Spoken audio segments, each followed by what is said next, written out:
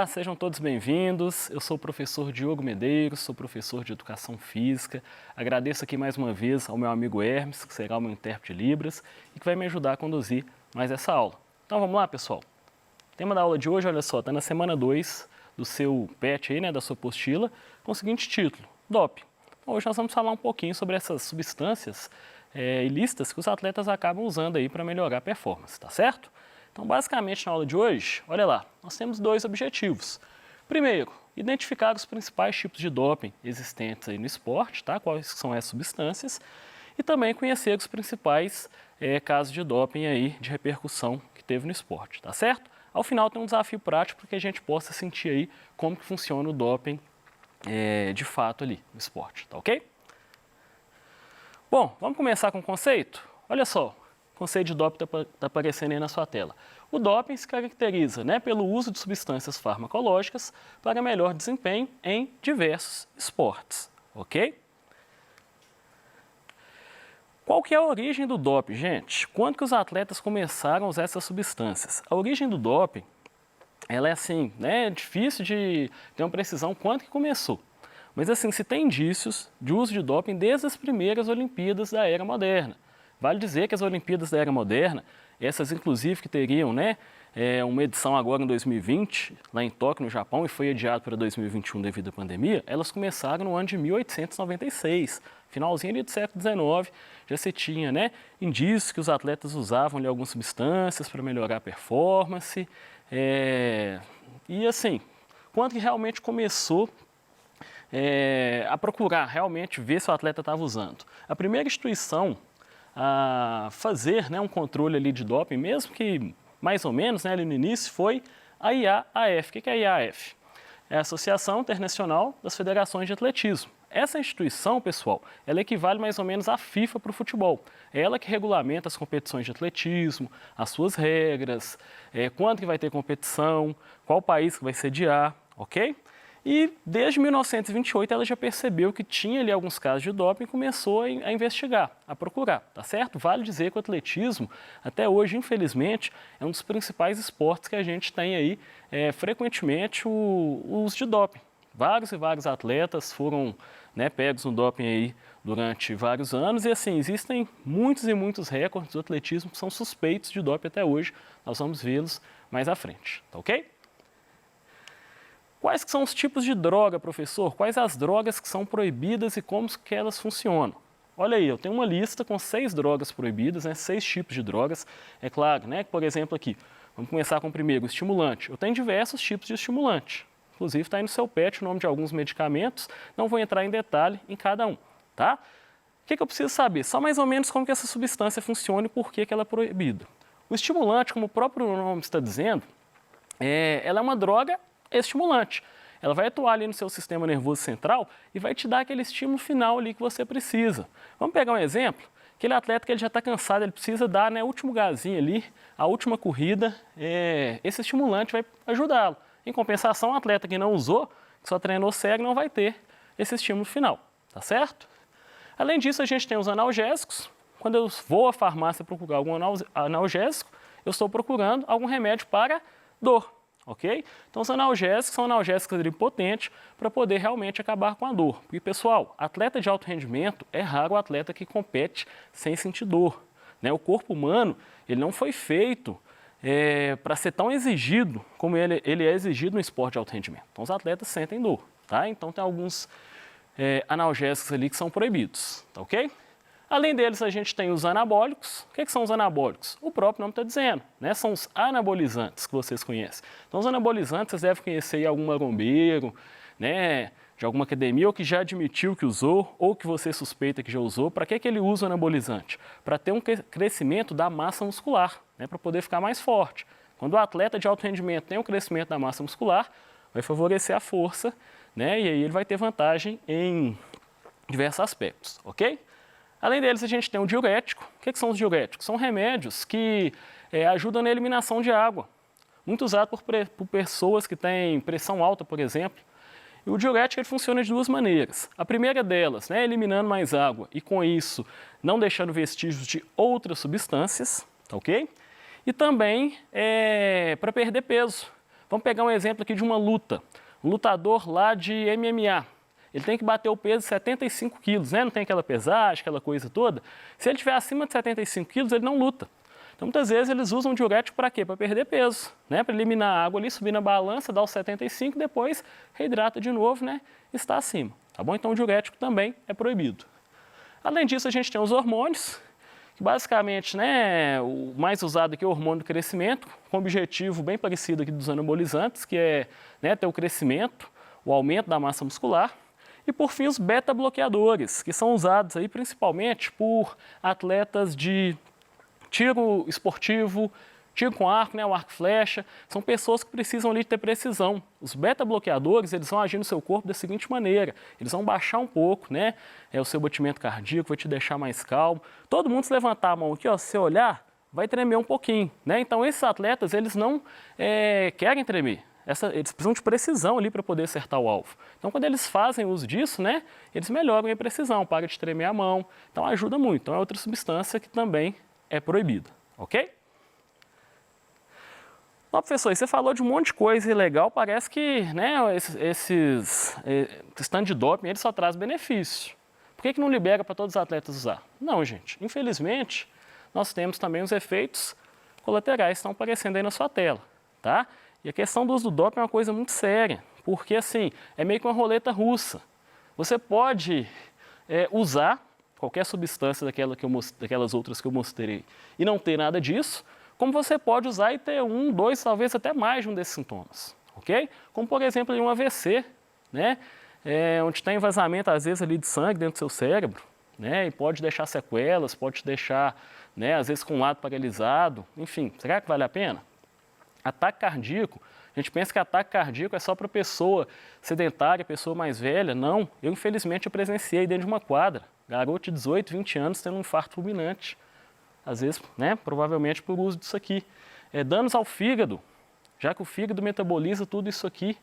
Trombose, acromegalia. O que é acromegalia? Crescimento das extremidades do corpo, orelha, nariz. Disfunção hormonal.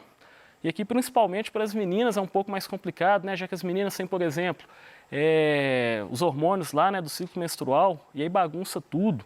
As meninas, por exemplo, com um efeito colateral dessa disfunção hormonal, vão ter aí a voz engrossada, aumento de pelo e até mesmo câncer, né? Então fica a pergunta aí, será que realmente vale a pena fazer uso dessas substâncias? E outra coisa importante também de se ressaltar é que o doping não existe só no esporte de alto rendimento. Existe o doping também na academia, né? Ele está presente na academia.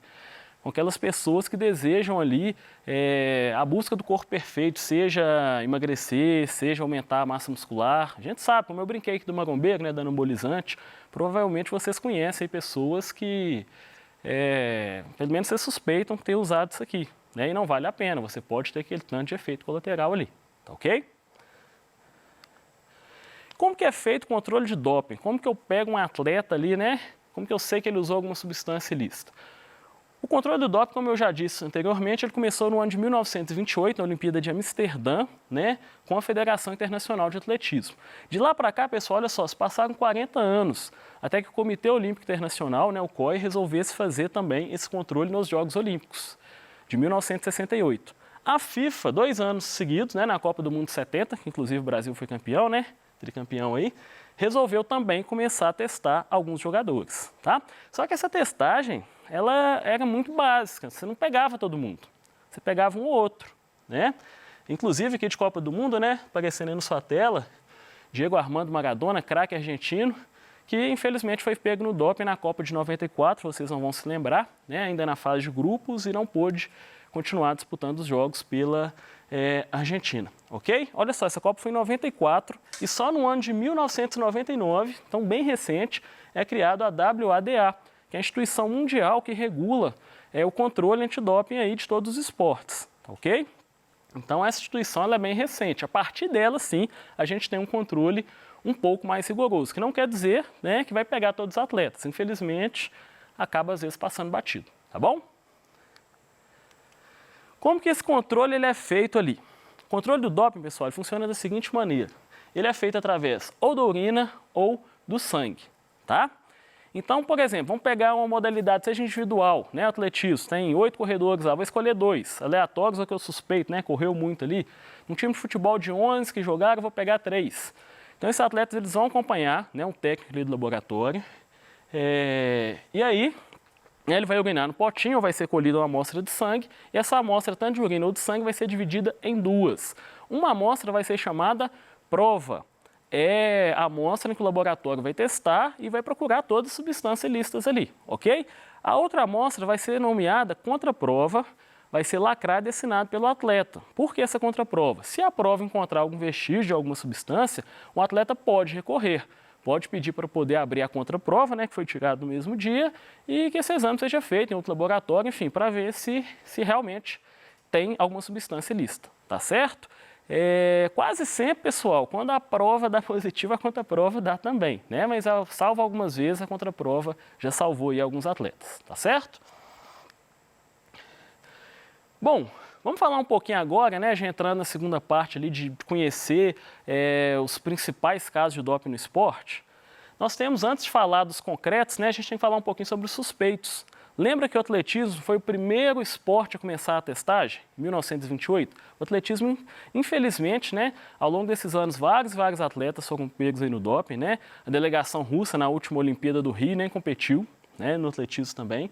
E tem vários recordes suspeitos. Por que suspeitos? Porque são recordes que duram aí 20, 30 anos, né, são da década de 80 e 90, e que nenhum atleta bateu até hoje. Então, assim, será que esses atletas lá do passado, eles eram tão bons assim? Será que os atletas de hoje têm mais recursos, não conseguem bater esses recordes? Então, suspeita-se que esses atletas que bateram o recorde no ano passado, eles fizeram uso de algumas dessas substâncias, tá ok? Olha lá no feminino, 100 metros rasos, 400 metros rasos, salto em altura e salto em distância, além do arremesso do peso e lançamento do disco. São recordes que duram aí, ó, da década de 90 e 80 para trás. São recordes sobre suspeitas, tá? Não podemos provar, mas tem essa grande suspeita aí. No masculino, de corrida eu só tenho uma, que é 400 metros com barreiras. Eu tenho todos os saltos, exceto o salto com vara, que foi quebrado o recorde recentemente, e todas as provas de lançamento. Lançamento de dardo, de disco, de martelo e também o arremesso do peso. Todas são recordes, né, todos são recordes que duram, como eu disse, da década de 90, antes da criação da WADA, para trás, ok? Lembrando que com a criação da WADA, o controle ficou um pouquinho mais rigoroso. E aqui eu trouxe para vocês, né, alguns dos principais casos aí de repercussão, né, mundial. Aqui a gente tem o Lance Armstrong, tá? Que é um ciclista francês, venceu a Volta da França aí por mais de 5 vezes, era um exemplo, o cara teve câncer, voltou do câncer, né? E venceu a prova de novo e depois foi pego no doping, né? Admitiu, perdeu as conquistas, né? Uma grande decepção aí para a comunidade esportiva. Ao lado dele a gente tem a Marion Jones. Essa menina era uma velocista ali no finalzinho da década de 90, início dos anos 2000, muito boa por sinal, estava cotada para quebrar o recorde dos 100 metros rasos da compatriota dela, a Florence Griffith, que falamos recentemente aqui também.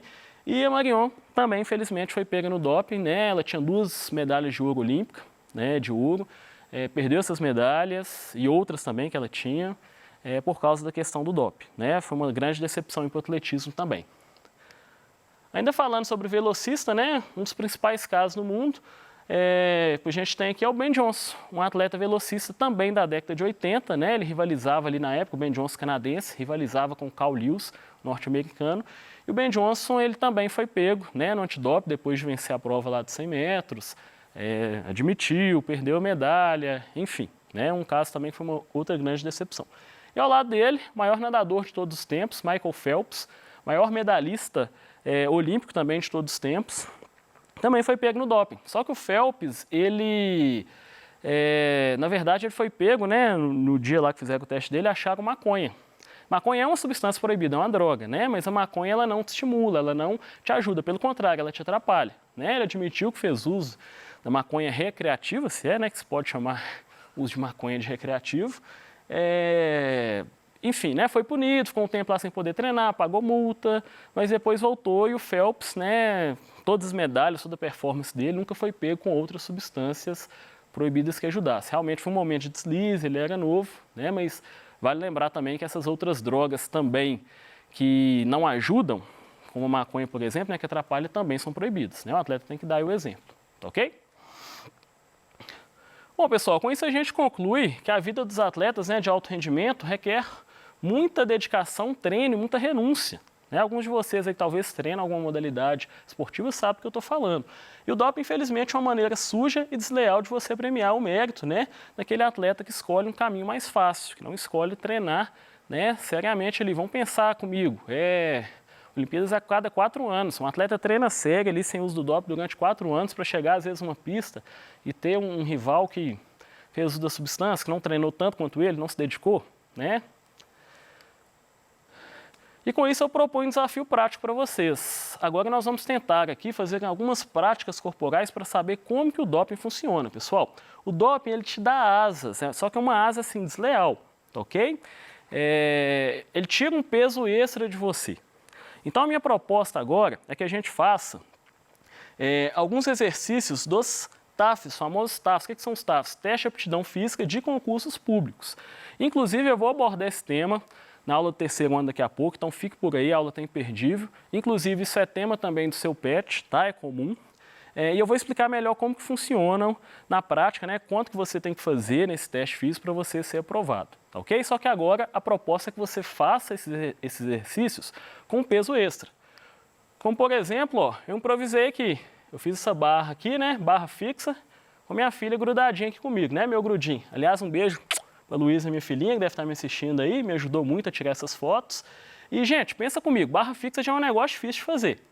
Imagina fazer barra fixa com peso extra, com uma criança igual minha filha está aqui comigo, né? Então, realmente, assim, fica mais difícil. Então, a proposta é que você pegue um peso extra, tá? Não precisa ser uma criança, às vezes você nem tem uma criança na família, uma criança vai ficar pesada para você, que você faça essa atividade com esse peso a mais para você saber o que é o doping.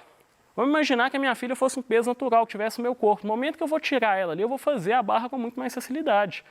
E o atleta lá de alto rendimento é a mesma coisa. No momento que ele faz uso dessa substância, ele vai tirar um peso ali do corpo dele, ele vai conseguir fazer o que ele tem que fazer com muito mais facilidade, tá? Então fica o desafio aqui, ó, de começar com a barra fixa. Por que eu estou passando essas atividades? Porque nós vamos fazê-las de novo lá na aula do terceiro ano, né? Eu vou explicar para vocês como que funcionam os testes de concurso público, tá?